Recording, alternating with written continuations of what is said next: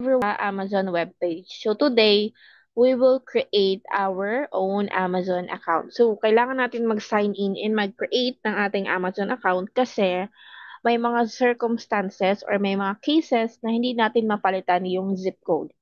So ano nga ba yung zip code? So ito siya. Katabi siya ng Amazon logo which is to nakalagay sa akin is deliver to Philippines. So, mali po ito.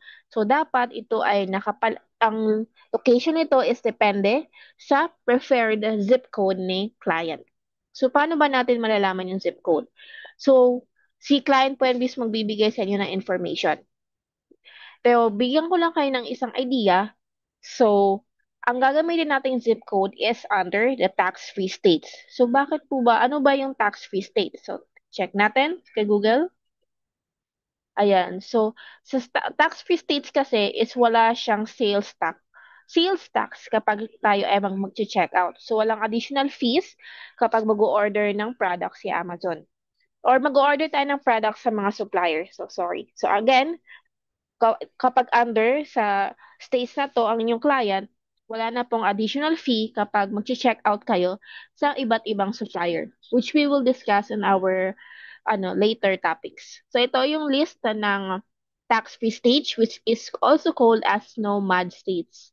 So kaya siya naging nomad kasi yun yung pinaka first word ng mga states. So N is New Hampshire, Oregon, Montana, Alaska, and Delaware.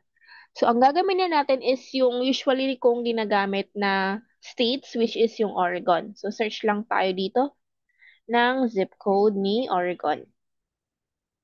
Ayan. So, itong gamitin natin, yung pinakaunang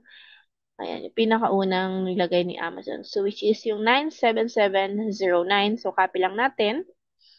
Then, paste. Punta tayo dito. So, again, katabi ni Amazon logo. And then, Amazon logo, katabi niya yung deliver to. Click lang natin yan. And then, copy natin yung zip code. Click apply, ayan na, and then click continue. So, wait lang tayo. So, ayan na. Nandito na ako sa bend. So, kailangan po, yung Amazon natin is naka-change or modify siya based sa zip code ni client. Kasi, may mga prices, nag-iiba yung prices depende sa location. And may mga times na out of stock yung isang product sa isang states. Kaya, preferred talaga na modified yung ating Amazon. And then, we need to create an account here sa sign in.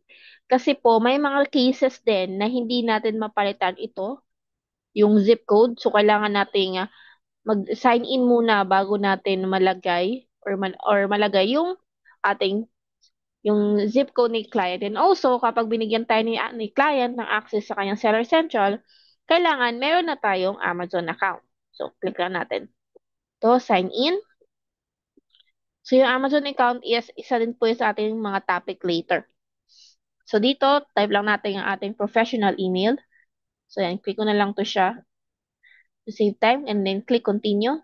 Then, since wala pa akong account kay Amazon, so click ko lang yung proceed to create an account.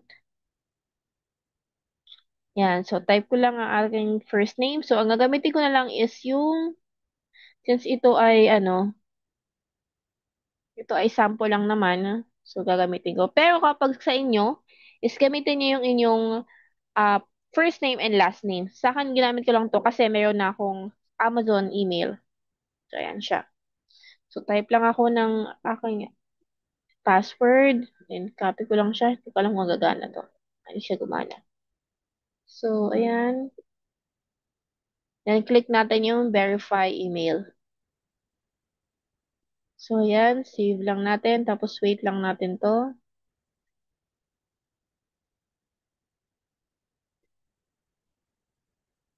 Ayan. So, ito siya. So, post lang natin muna. Ating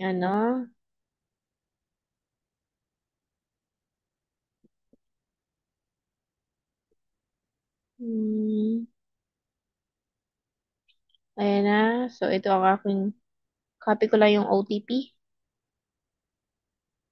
Then, click natin yung verify. So, dito is, we need to put our phone number. So, hindi ko lang sure if tatanggapin pa yung aking phone number kasi nagamit ko na siya before. Pero I'll try to use, I'll try to use a different phone number. So try,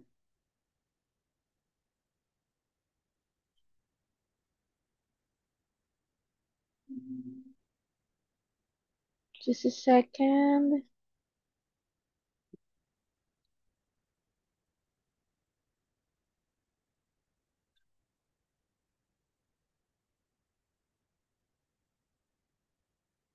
Oh, wait lang. So, yes, skip lang natin to siya later. So, post ko lang muna and then ita-type ko lang yung aking phone number.